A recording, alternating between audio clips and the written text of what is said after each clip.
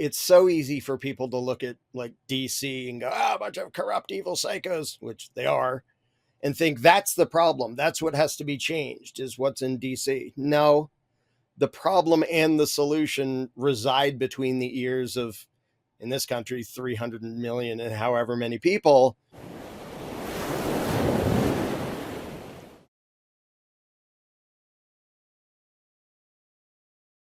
Hey, Inspired Tribe, my fellow freedom lovers. It's John Nolan here. Thank you so much for tuning in to another inspired conversation.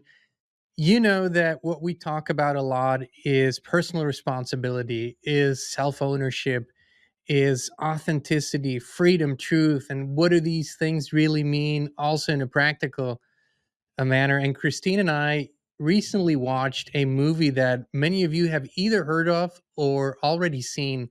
Fantastic movie. It's called The Jones Plantation.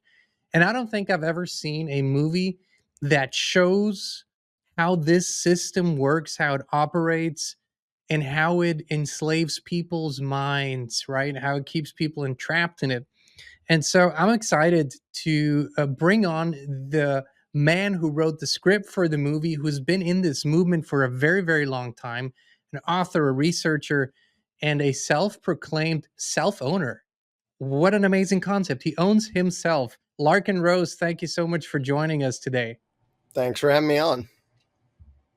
I really appreciate it. And I got to tell you, man, I told you off camera, this movie, every once in a while you come across something that has a huge impact, even though this is how we feel and think. But when we watched this movie, it was just like, wow, incredible work. So congratulations. I know it's come out a couple years ago, but it keeps making the rounds, right? Yeah, and it's been cool to see it catching on here and there. Did an interview with Jason Whitlock on Blaze TV, and I've watched people across the political spectrum watch the thing, and you can see the wheels turning in their head, and they're like, hey, wait a minute. And so I love the fact that it's a conversation starter for pretty much everybody, as far as I can tell, regardless of where they started, regardless of whether they would have voted for Mr. Jones or Mr. Johnson. Those who have seen the movie know what I'm talking about. And that's the thing, is just starting the discussion is most of the challenge, because most people, they don't think about philosophical things. They don't care about them. They don't want to have to care about them. And I sympathize with that. But finding a way to get them to start to ponder things and question things, that's always been a challenge. And I've been pretty dang happy about the response I've seen from Jones Plantation. I'd love to talk a little bit more about the movie, but maybe we could play the trailer and then go a little deeper into it, if that's okay. Sure. You can control a man for a period with brute violence, but you cannot truly own a man unless he thinks your word is law and that he must obey, and is virtuous for doing so. We are losing money. A little more every month that goes by with no end in sight. And they can sense weakness, and they are gonna smell blood like a gator to chum. They're gonna kill us both. Mr. Scott said this man is a miracle worker. I think he can help us. You're a nit. Good people, good people. My name is Mr. Smith. As of this very moment, you are now all free. Free at last. From now on, we are all in this together. This plantation will run on equality. I have created something called Jones Plantation Credits. We're gonna keep them up to their ears in debt. Jimmy Jack will now be in charge of our new security team to protect this plantation and to serve all of you. You two are gonna have a little contest to see who can win the hearts and minds of the human livestock out there. Bo Jones! Most people are weak-minded to wield real power. You must be willing to do what most consider unthinkable. What most people consider to be unthinkable is that men like you even exist. That's our greatest advantage. As free people, we work together for mutual benefits. Let's not love ain't no slave. They have tricked you into thinking that choosing your own master is the same as being free. You offer them a truth that they don't want. They want to feel safe. There's a dark thing going on in this plantation. Justice! Every man deserves freedom, but freedom isn't free. I'm Nathaniel Jones, and I approve this message. God bless you, and God bless this glorious...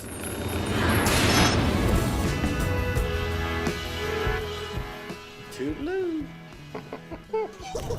Fantastic trailer too.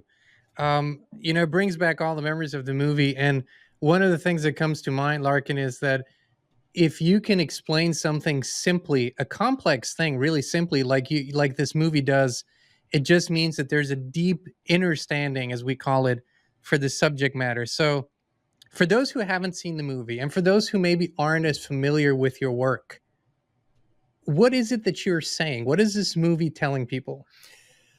Well, this movie, the funny thing is, this movie doesn't even say what should be. It doesn't like give a lecture on here's how a human interaction should all be voluntary and all that.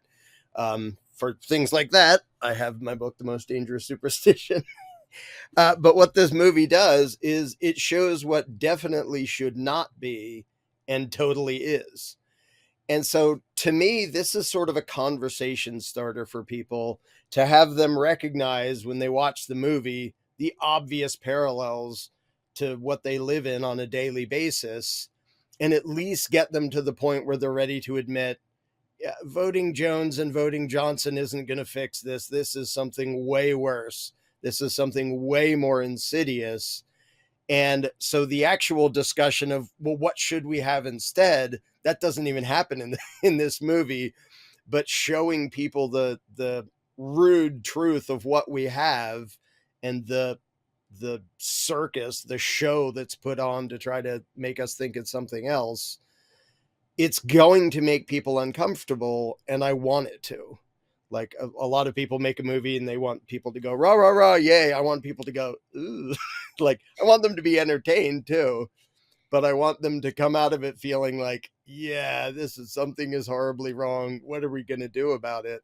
And then start thinking in that direction, because it doesn't give the problem, but this movie definitely doesn't give the solution, but this movie definitely shows the problem in a way that kind of hard to miss.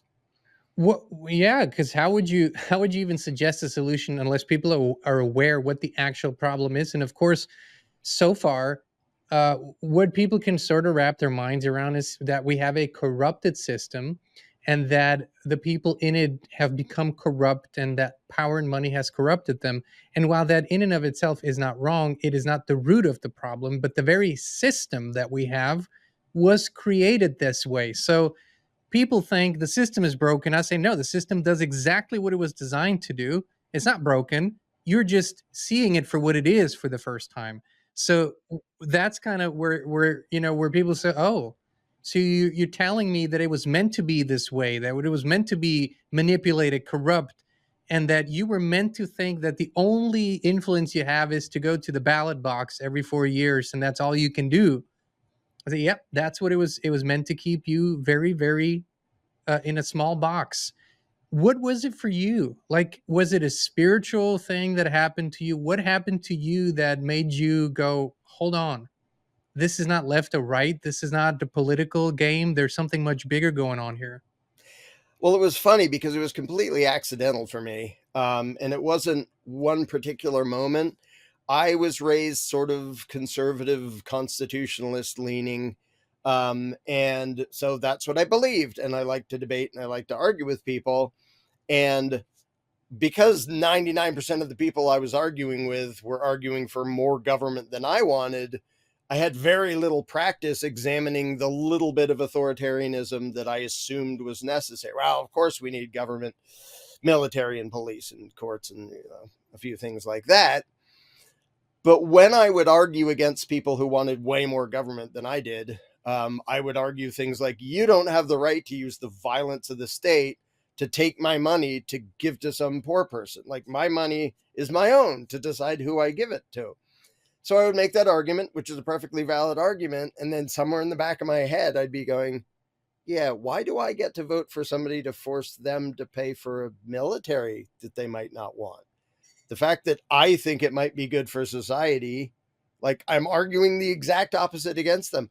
So I accidentally fell off the political spectrum just by whittling down my beliefs to try to remove contradictions.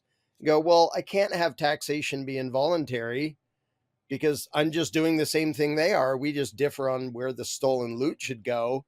That's not a moral difference. That's just bickering over details. And so I whittled it down until I got to the ideal, perfect, moral, legitimate government and realized that isn't government. That's just people doing stuff that people have the right to do. And I realized there can't be a legitimate government. If it deserves the label government, it's a ruling class. And if it deserves the label of ruling class, it is illegitimate and immoral. Now, a lot of people, including me when I was going through this process, it's difficult to process that because they associate like the very phrase law and order. They assume that, well, if you're going to have order in society and peace and stuff, you have to have law, which they assume means a ruling class issuing laws. And so when people are taught to think that organization and cooperation necessarily requires this big state hierarchy, it's easy for them to hear this and think, well, you must be like for chaos and mayhem and every man for himself. The exact opposite. Actual cooperation, actual moral organization has to be voluntary. It can't be by some guys at the top with a bunch of thugs with guns saying, here's what you're going to pay for or we hurt you. Here are the choices you're going to make or we hurt you. It has to be individuals recognizing that morality is the same for all of us and that rituals and elections and constitutions, they don't give an exemption from morality. It's still the same. And just coming to that realization made me accidentally fall off the spectrum and realize, oh, there's a word for that. And it's a weird word. Does that make me an anarchist? Which literally just means rule by no one, which is absolutely what I advocate. Not the Molotov cocktail whiny brats, who use the word anarchist because it sounds cool. But the people who figured out, yeah, we have to cooperate and organize in a million different voluntary ways. But the moment you give somebody permission to rule you and dominate you and call it government, you failed. Then you're just bickering over how nice the master should be to you. You already gave up the only principle that mattered. And I think we need to unpack this properly because a lot of people can understand this principle. And technically, and I've lived both in Europe and here and in America, so I can from that standpoint, I can tell you that America is one step ahead in the thinking in terms of we already look at rights that we have simply because we exist. Nobody has to put them in a document or nobody has to tell us. People now are, they're so non-thinking, I don't, or uneducated, I don't know how to put it, that a lot of people think, well, because of a constitution, we have rights. No. That's just some people putting things in a document. If it's there or not, those rights exist. So that's the first step is there. And then, okay, so what should an organization do? Protect those rights? Yeah, cool. But then we go into full on classic European democracy and all that bullshit that does the exact opposite, where the mob rules and the mob rules over everybody. 51% get to rule over 100% of the population and make up regulations that govern our lives, literally. And the one thing that I always have a beef with when people tell me, yeah, but it's government by consent. And I go, really? So how do you withdraw consent? And they go, well, you vote for someone. I said, no, that's not withdrawing consent. How do you withdraw consent to be governed? Because you don't think that this is working out.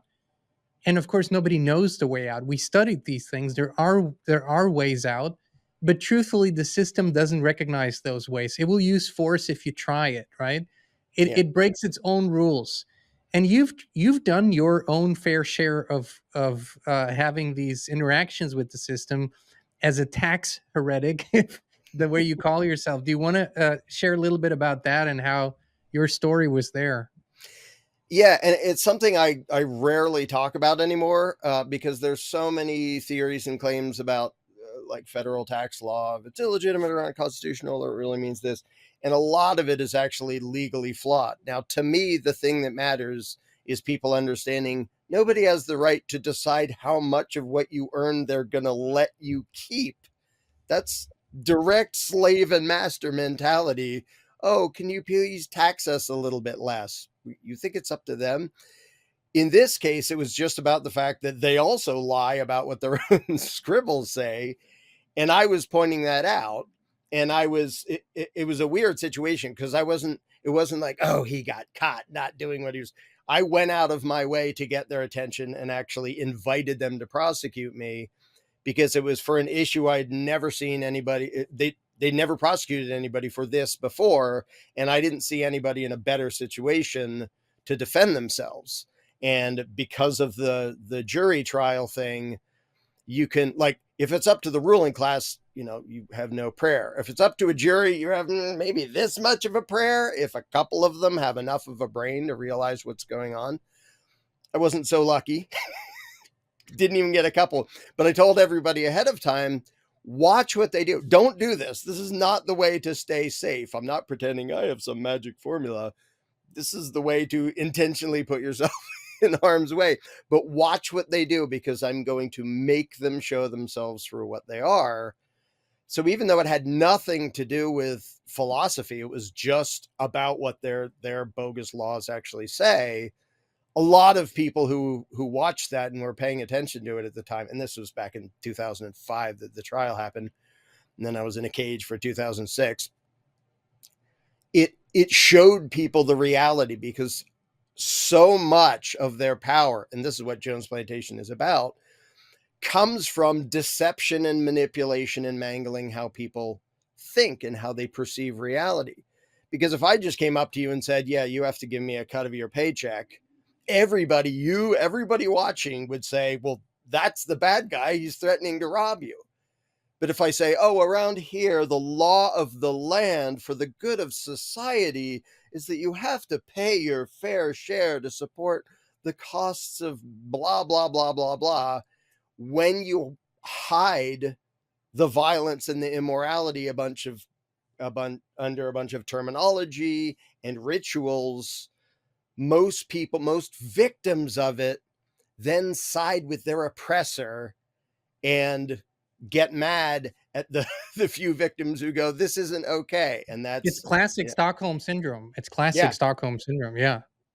And we show that very directly in Jones Plantation. And I actually want most people who watch it to realize that had they lived there in that situation, they probably would have been on the wrong side. They would have been cheering for the bad guys without even knowing it. And that's what most of the world right now does, while feeling all self-righteous. My guy should be in office and ruling and he'll make everything right. No, my guy should. Falling for the games, falling for the division, falling for the deceptions, and not realizing that all the power of tyrants comes from us. The mere peasantry, that's where they get all their money. It's where they get all their support. It's where they get all their power. So if the people stop falling for the games and the deceptions, that's the end. You don't need a big revolution or something, and you certainly don't need an election. But for now, people are the enablers of the worst people in the world and don't even notice it. And, Jones Plantation, a lot of things I do, but Jones Plantation in particular, hopefully is getting a lot of people to see, ooh, I was playing that game and I was falling for that game and I was kind of making the game look legitimate. Oops. Because that's most of human history. You look at the worst tyrants in history, they were cheered into power by the people who thought, finally, authoritarian power will be used to make things right. No, you already lose. You've already failed if that's your thought. This entire concept, once you and it doesn't happen overnight, right? I mean, nothing happens overnight. This is like a thought process, and you walk with it, and the more you think about it, the more aha moments you have. I remember all these moments because I was always very critical of the system per se, but like most, to imagine what is life beyond that, right? How would life look if you didn't have all these structures in place? And I want to say openly, I don't fight this system. I've analyzed the best way, and fighting it doesn't do anything. Like, you just put yourself in these constant pickles that don't help anyone. But I've noticed that, like you say, it solely functions on our belief in it.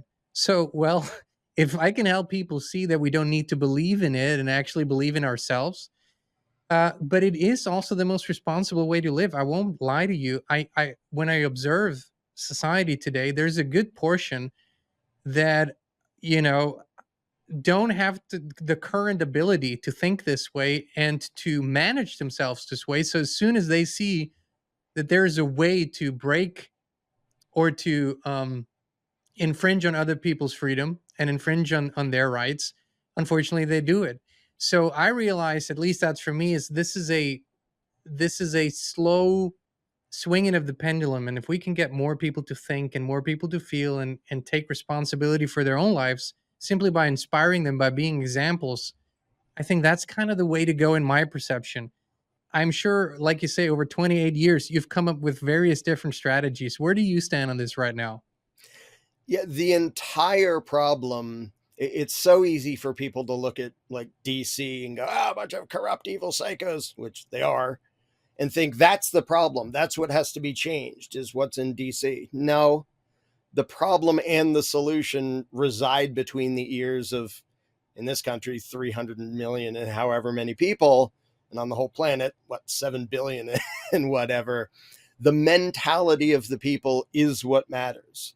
And that's why my entire focus in everything I do is not, I'm going to tell those tyrants how bad they are. Like, they don't care. My focus is getting their victims to recognize, first of all, that none of this is legitimate. None of it's okay, even when they're elected, even when they have constitutions, even when they have official appointments and have all their legislative rituals. None of it's okay. None of it's moral. None of it's legitimate. And all of their power comes from you, the random person out there listening, imagining that they have authority, which means imagining that they have the right to do these things. And that's why what I'm most well known for is my book, The Most Dangerous Superstition. And I can spoil the punchline because it does it on like page 3 anyway. The belief in authority, the notion that somebody can have the right to rule you because of their office, is the most dangerous, destructive belief that has ever existed in humanity by a long shot. And that's between people's ears. That's the normal people allowing that to happen. Now, of course, the psychos are using their propaganda and indoctrination and fear mongering and divide and conquer and everything they possibly can.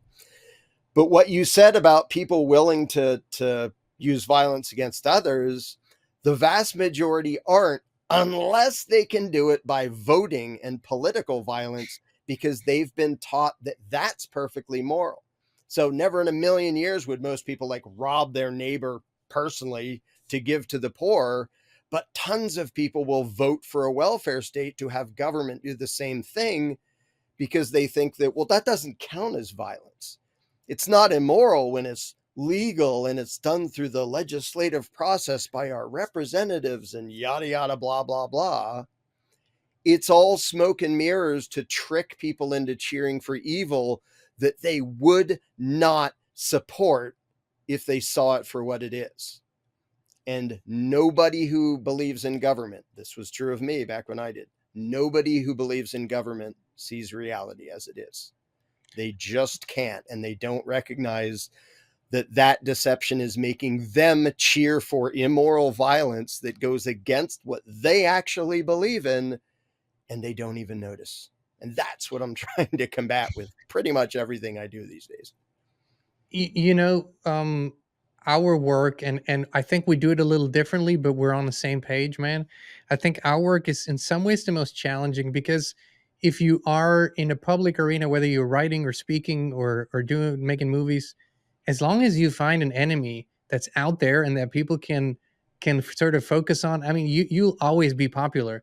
But when you tell people that their own worst enemy is staring back at them from the mirror, I mean, that's always the hardest mountain to climb, but it's just the truth. And I don't exclude myself, right? I say this, listen, we are like everything that we see wrong with the world, we have to first look into the mirror, including myself. There's no exception here.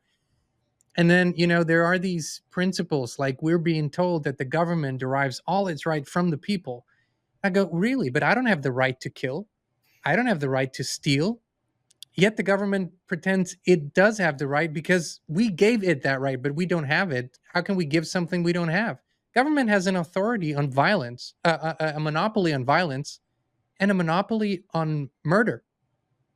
You can't do it, but they can. They always find a way to justify it. So, as we are talking about these things, do you think that from where this system currently is, that it can be transformed into something else that figures like, I don't know how you feel about someone like Dr. Ron Paul, who in many ways I think was within this system always a voice that would sort of show the exit, look here? Or is it withdrawing all energy and focusing on the local things, the local communities? What do you think is the way? Yeah, there is no way to convert government into something legitimate or moral. It's, to me, it's the equivalent of hoping to get bought by a master who whips you slightly less often. Like, okay, on a practical basis, that might be slightly less unpleasant. It's still 100% illegitimate. Government will forever be 100% illegitimate. And it's funny because people do point to Ron Paul because he started a lot of people in the direction of questioning things and moving away from authoritarianism. And so they say, well, what about that? And the funny thing is, for a long time, I had the spiel I would give in response to that. And the last thing that Ron Paul said on the House floor was basically what I had been saying about him the whole time, which is, and I'm paraphrasing, you can look it up. He basically said, legislatively, I didn't accomplish anything. Like I remember that speech. Yeah. I said no on a whole bunch of stuff. Most of it passed anyway.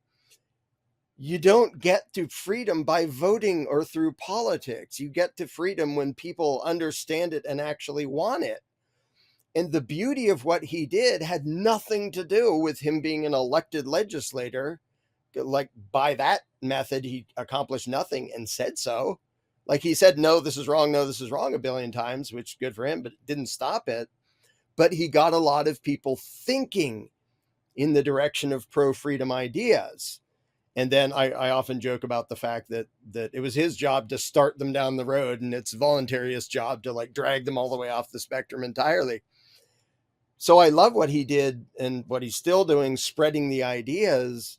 But there is, it literally is the same as, well, there's this really nice guy who might buy me and be my new master.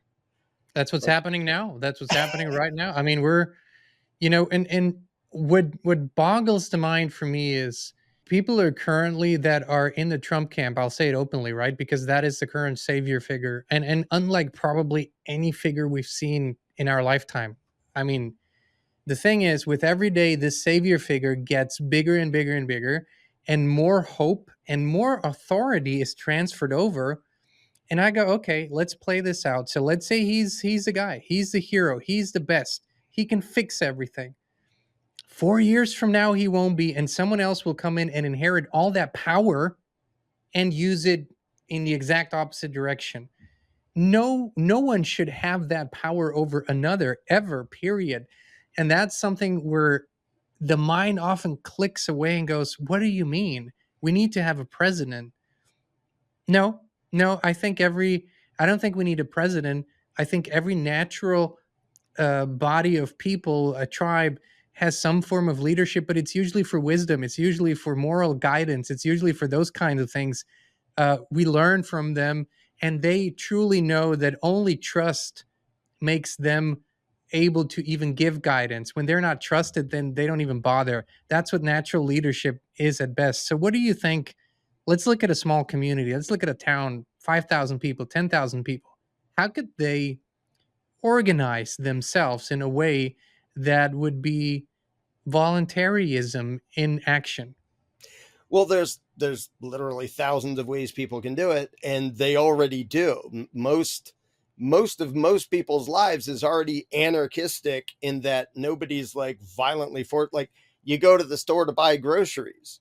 Everybody there is there by choice. Nobody was coerced into growing anything or selling anything or working as a checkout or working as manager or driving the trucks to get food all over the place.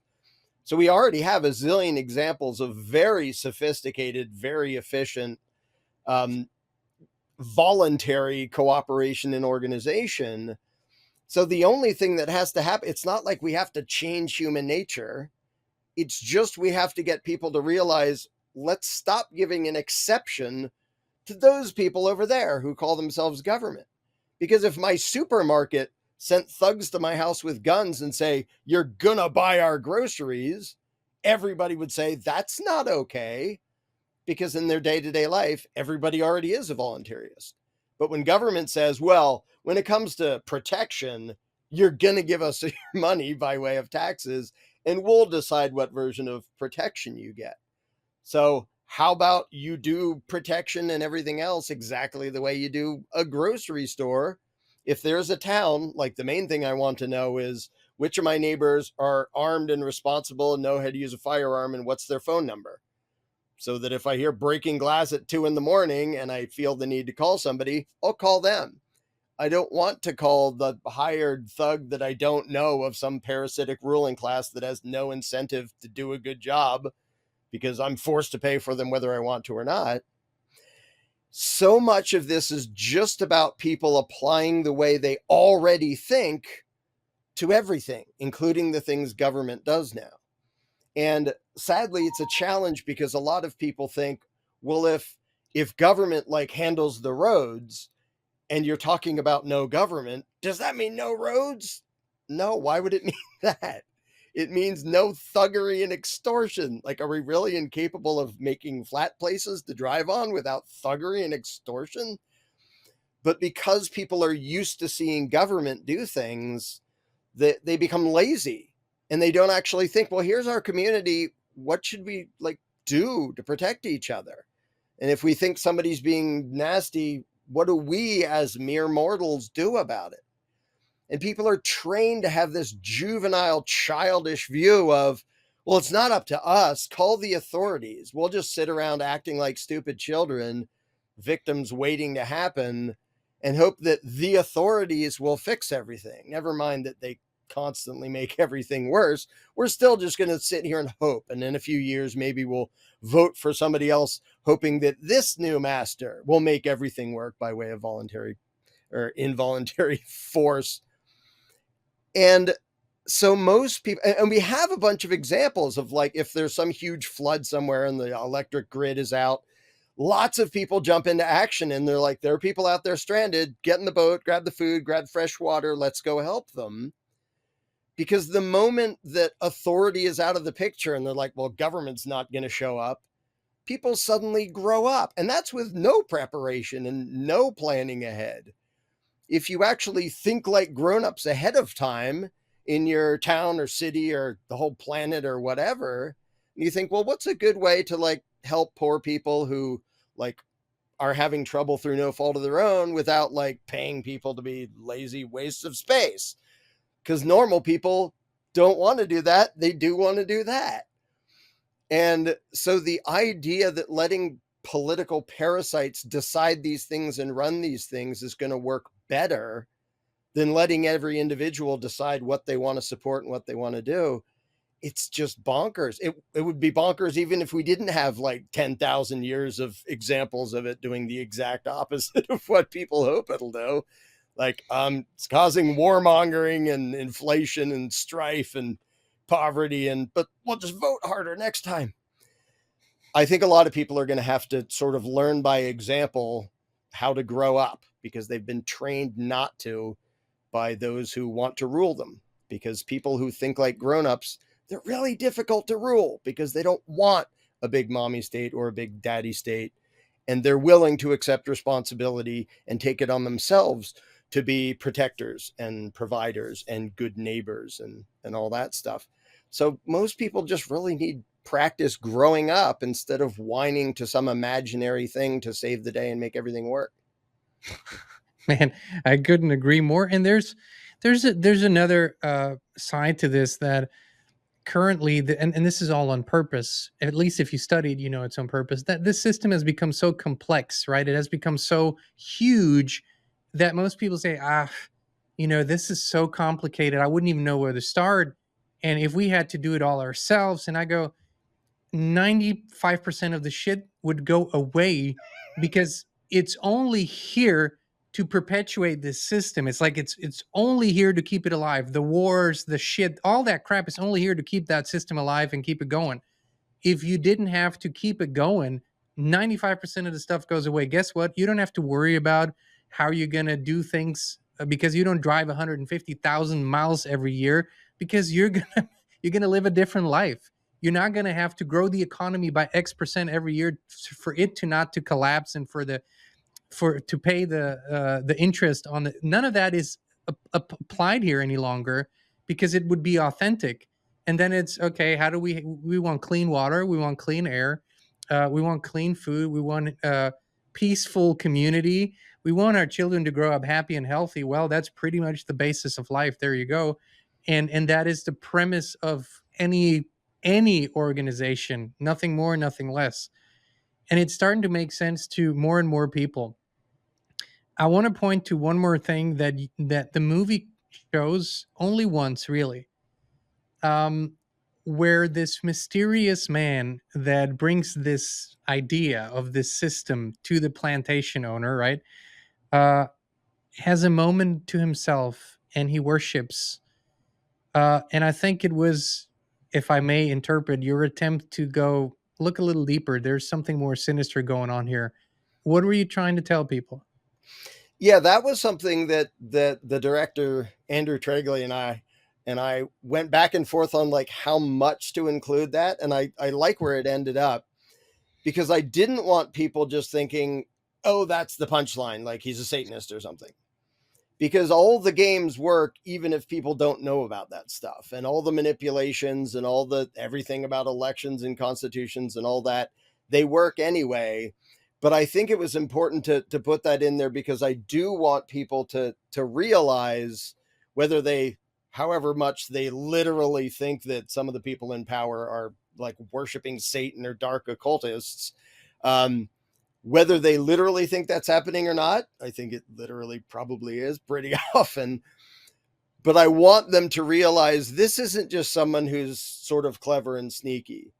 Like, the people who wield the most power, they are way worse than you can imagine being. And that's why there is that line. To me, it's the most important line in the whole movie. It's in the trailer. To wield real power, you must be willing to do what most consider unthinkable. And that is absolutely true. It is the sociopaths who will murder a bunch of innocents and then, do a false flag and blame somebody else to start some war. They have that power precisely because most people think, well, even if I don't like the politician and I disagree with his policies, he wouldn't do that. And so we wanted, the mention. They are, and they have been. They absolutely are. They absolutely do. They absolutely have been for hundreds of years. And so I did want that to be included, so people see, however bad you think some of these people are, they're way worse. Like you can't even imagine, not just sort of, oh, they're sort of corrupted and they compromise their principles. It is so much worse than that. But I didn't want it to be like, that's the whole punchline and that's what matters, because I want people to see the tricks and stop falling for the tricks, regardless of whether they think the people behind the scenes are, oh, they all mean well. No, they do not. But whether you're willing to accept just how demented and deranged and evil some of these people are, I still want people to be able to notice the tricks and recognize them when they're happening. So I didn't want to dwell on it too much, but I thought it was important to put it in there, to give a hint. These people are way more messed up than most people even want to consider. It is unthinkable to most people how these people actually function. I think that has changed in the last 4 years, because if you reverse engineer 2020 and in the years to follow, you reverse engineer it, that's the only conclusion you can come to. That's pure evil at work. It's not, it doesn't mean that everybody in the chain is pure evil, but those calling the shots, absolutely psychopaths, empathy deleted entities. I don't know if I can call them people. There's a debate going on, and but they're not like us, and they don't like us. So and I love that line where he says, "What is unthinkable for most people is that men like you even exist." That to me was the most powerful line, because it is literally this old, "Oh, they wouldn't do that." Yes, they would. They are always. Yeah. And the only thing that keeps you from seeing it is because you think they wouldn't. That's all. Because you wouldn't. Yeah. You And you wouldn't. I really, wouldn't. really hope they wouldn't. And Yeah, sure. that's the wishful thinking thing that gives them, like, that's like my go-to thing for anybody who goes, oh, conspiracy theories, is go read Operation Northwoods. It's the declassified documents, in their own words, signed off on by all the Joint Chiefs of Staff under JFK. It looks like maybe JFK is the one who stopped it from happening. Regardless of that, you had all the top brass at the Pentagon signing off on these plans, and they put it in their own words. Yeah, we're going to do this. We're going to false flag over here, and literally saying things like, oh yeah, the casualty lists in newspapers will cause a helpful wave of national indignation. And otherwise, we'll murder people, and that'll make all these people suddenly go rah, rah, rah for war. Yes, that's what they think like. And you can see it in their own writing with their own signature at the bottom of the page, if you dare to face reality. And if you don't, they're going to keep doing it because it's going to keep working. When they started the whole COVID silliness, I did say this is going to be horrible and it's going to hurt a lot of people, but this is the dumbest thing I've ever seen the tyrants do, because this is a short-term act of desperation, because these lies are going to fall apart. Like, people can still debate what happened on 9/11 or things like that. You can't debate that the masks don't work and that they knew that the whole time. You can't debate the distancing doesn't do anything. You can't debate that there was huge risk and they were covering it up.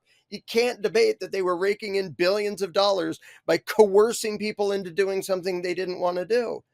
That's all just there. And while it was happening, I was thinking, everyone eventually is going to know this. So this is the dumbest thing I've ever seen them do. They get an F in how to be a successful tyrant. And to me, it looks like they're desperate and thinking short term now. And they don't realize the psychos, I mean, and they don't realize that they're breaking their own game, which, like, I'm perfectly pleased to watch their propagandists do such a dreadful job. It's sort of weird to me, because if I had no soul and they gave me $10 billion, I could have done a way better propaganda campaign for them than all of them. It was pathetic. It was idiotic. And I think in the long run, that's a good thing. And I know a lot of people are, understandably so traumatized by all the evil stuff these psychos have done that they're like, they must have a plan. They must be in control of everything. I think they're absolutely losing it. I think all their decent propagandists have run for the hills or died or something. And who is, I forget his name. The guy who is basically the father of propaganda and advertising. Oh, you mean Joseph Goebbels? No, German? no, the American version of Goebbels. Oh, okay. I can't remember his name. It was like in the name. 50s. And he wrote books about it. And he was a genius at it. And he used his genius for absolutely evil ends. But I get the impression that people like that aren't even there anymore. And these people who have sort of, used the momentum of the power that was handed to them by others are just sort of going along expecting to get away with whatever they want. And more people are like, this is stupid, to the point that now there's a dozen just random people with podcasts who have bigger audiences than like CNN and this, and like all the mainstream. The mainstream isn't the mainstream anymore because nobody believes their BS anymore. Well, there's definitely no brain power there anymore. Yeah, and it's bizarre, but it's really like makes me very optimistic to see how bad they are at the game and to watch them losing a grip. And then the more they lose it, the worse they get. Well, you're just, if you don't like us, you're like racists and you're homophobes and you're like any criticism of anything having to do with authoritarianism, that's your response. Like that doesn't work anymore. People aren't falling for this patently stupid responses. And that's really good to see, because what the people believe is what matters. That's where the solution happens. When enough people just go, yeah, we're tired of your stuff, not paying tribute to you, and we're not bowing to you anymore, go away. That's the end. And it's a numbers game. If I've said this a million times, if 5 people disobey, they get a tank in their living room. That's the end of that. If 50 million people go, yeah, we're done paying tribute to you and paying any attention to your stupid arbitrary garbage you call laws, like we still don't murder, we still don't steal, because those things are actually bad, not because some politician wrote a thing, but we're not playing along, that makes whole empires collapse. The Soviet Union, oh, this big, ultimate, terrifying, horrible, oh, it's gone. What do you mean it's gone? It just fell over because the tentacles of power wore out because they didn't know how to play the game. And of course, there's another authoritarian ruling class there. But it's amazing to watch. And now at this point, everything I do is focused on nudging people as fast as possible into questioning not just which guy should be on the throne, but the whole foundation of everything they were taught about politics and government and all the authoritarian propaganda that has tricked people into giving their power over to literal psychopaths. The beautiful thing is that the democracies, quote unquote, they work with majorities, and real change works with critical mass. There's consciousness, there's the field, there's so much that's at work here. The beautiful thing is, and I have this discussion with my dad periodically because he forgets about it, and he always says, "You'll never get the majority of people on board." I said, "I don't have to. We have to get a critical mass. Critical masses, they institute change that the others begin to follow, and then realize, and then internalize, and then that's what needs to happen." And that's a far, far smaller number than 51%, far smaller. So I think we're getting there. And I think, it's the tireless work of people like you who are doing what they're doing. And because you're standing with truth and you're walking with the conviction, and you're just saying, hey, listen, all I'm telling you is you can just believe in yourself rather than all this crap. And 95% of your problems are gone. One more question. In the current system, because this is something I've seen over the last 4 years. So before, and I always had a little bit of a doorway into politics with having contact with politicians and whatnot. Before 2020, I mean, it was impossible to get them into these discussions. Since 2020, a lot of system people are joining the conversation. And so, do you see people that are maybe in Congress today, in powerful positions, going, "Hey, Larkin, you're onto something. I've seen your movie, and let's talk." Or is something happening there? I think there's two things that can look very similar. One is the politicians are doing what politicians always do and trying to hijack every decent moral idea Infiltrate, yeah. and pretend they give a crap about it. I mean, to me, I know this will be blasphemy to a lot of Americans, the people who wrote the Constitution were absolutely unprincipled authoritarians who hijacked the mentality of the revolution, who hijacked, Thomas Paine's common sense and all that, and said, yeah, just make us rulers. We'll be nice rulers. We're only going to, to me, that was 100% a hijacking. But I think something else is happening too. So if somebody says, give me power and I'll implement, you can't implement what I believe by way of authoritarian power. And if you can't figure that out, you weren't paying attention. But at the same time, I think there are a bunch of actually well-intentioned people, some of whom still think the political process has any prayer in hell of doing anything, who are going in that direction. And I see people from the left and I see people from the right figuring out this whole system is corrupt. And their first thought is, well, who do we vote for? And it takes a while for their brain to get out of that circle and think, wait, so we don't vote for anybody and we just like live like moral human beings? So there may be some people in politics who just haven't gotten there yet. They haven't figured out you can't fix things by way of authoritarian power. One video I made a zillion years ago is called If You Were King, a little animated thing demonstrating that if you think that if only you had power, you could fix everything. No, you couldn't. You'd make a mess of it. You'd either do absolutely nothing or make a complete mess of it. But I think there are some well-intentioned people still involved in politics who haven't yet figured out, as long as you're playing that game, you cannot achieve freedom because you're playing the game and reinforcing the game that is founded on the idea that there can be such thing as a legitimate ruling class and that we're obligated to obey whatever BS they call laws. So when people say, we have to get this law repealed, well, you could try that, or you could have 50 million people saying, we don't care about your law, we're disobeying it. And if you try to enforce it on 50 million people, bad things are going to happen to you. That repeals any law 1,000 times faster than hoping to get somebody into a position of power to give you their permission to be a little bit more free. So I do think there are some well-intentioned people who are still stuck in that mindset. And there's also going to be politicians trying to hijack, like lots of people are excited about these ideas. Let's pretend we believe in them too. See if we can get their votes. So whichever one somebody is, I'm never voting for anybody, because even the nicest person in the world, I don't want them to have power over me. And Tolkien in Lord of the Rings did a brilliant job. The Ring of Power. If only I could use it, I will do. And like only the wisest one realizes, don't even offer me that power because I'd want it to do good and I'd make a disaster out of it.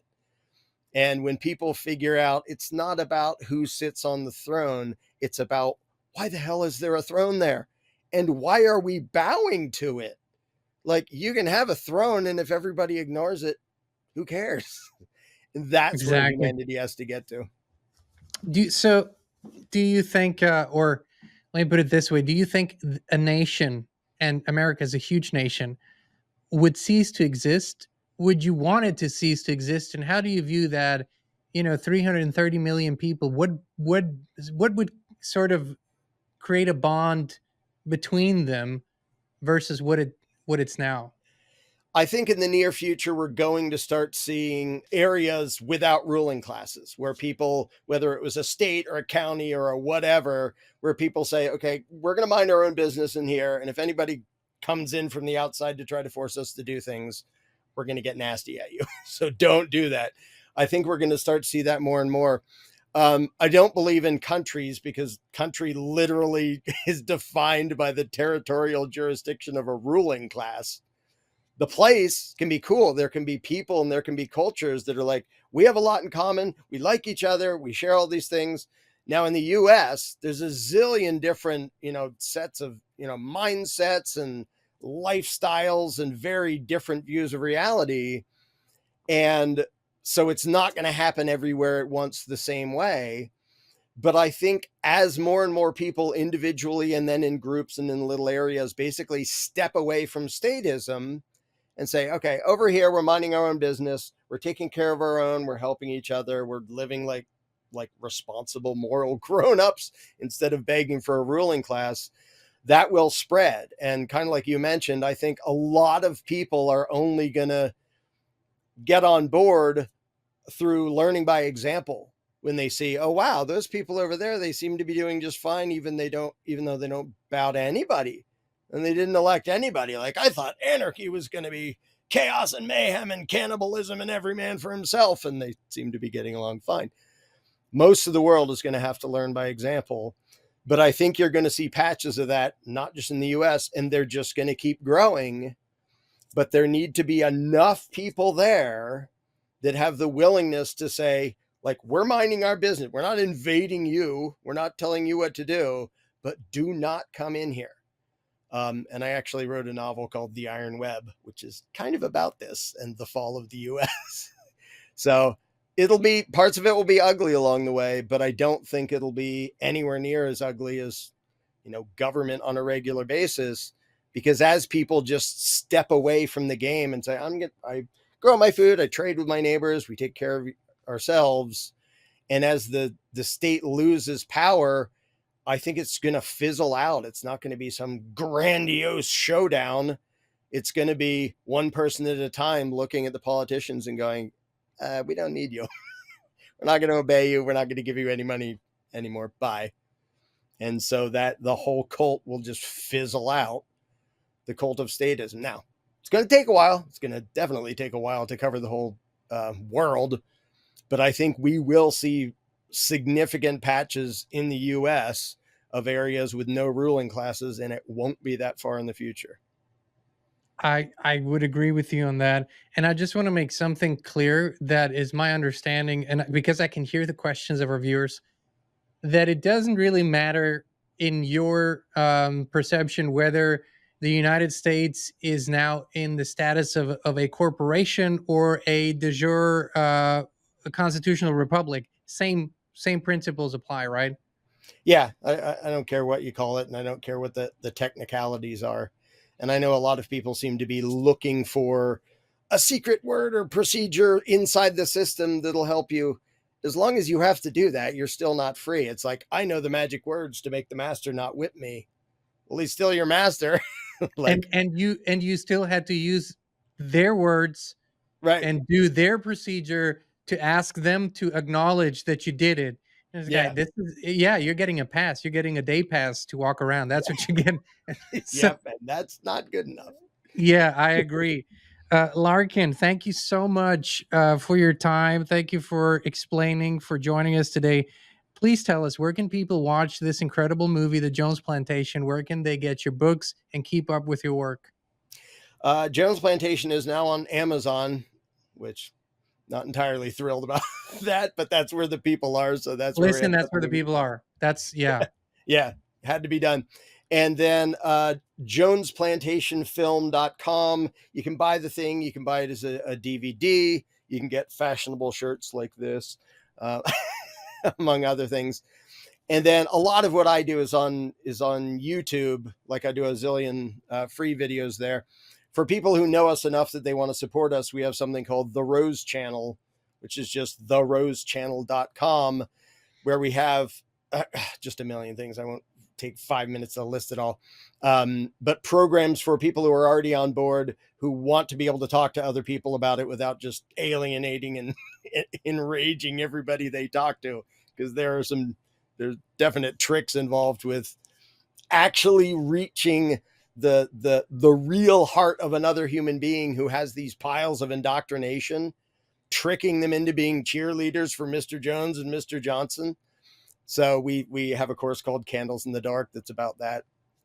And I guess those are the main places: YouTube, Rose Channel, and then Jones Plantation is on Amazon and jonesplantationfilm.com. Oh, and I wrote a novel while we were shooting the movie to put back in all the things that don't fit in a movie, because you can only fit so much. So the Jones Plantation novel is thejonesplantationbook.com. fantastic. We'll put all the links in the description. Inspire Tribe, I would encourage you to go invest in that movie. Really, this is going to be a great investment, and it keeps such work going. Such work needs to be going, and the money helps it to go, because everybody needs to pay their bills. So please, and most importantly, once you watch it, share it with your friends and family. This is a great movie that it applies to everyone in the world. That's why it's so universal, and it's 100% true. And trust me, you will find yourself in there.